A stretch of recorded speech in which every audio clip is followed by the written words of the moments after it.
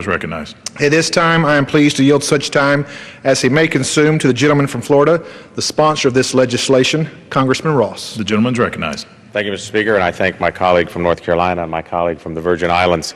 Mr. Speaker, today I rise in support of H.R. 1326 to dedicate the post office located at 2000 Mulford Road in Mulberry, Florida, after Sergeant First Class Daniel M. Ferguson.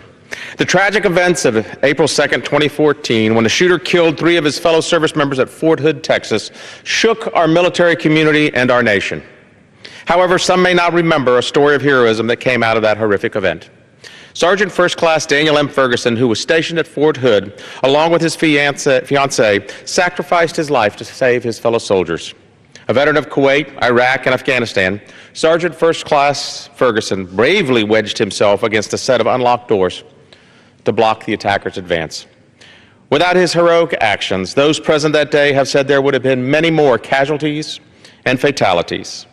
Sergeant First Class Ferguson succumbed to the wounds he sustained during this act of violence, leaving behind many heartbroken loved ones, but also very many grateful soldiers. Without hesitation, Sergeant First Class Ferguson gave his own life to protect the lives of his fellow men and women in uniform. Sergeant First Class Ferguson was a tremendous soldier, a graduate of Mulberry High School, who gave the ultimate sacrifice for the love of his country. That is why, in honor of his courageous sacrifice, I am proud to introduce this bill and proud to ask my colleagues to recognize such an honorable American. For Sergeant First Class Ferguson, his family, and the residents of Mulberry, Florida, I ask that my colleagues join me in supporting such a worthy cause. I yield back.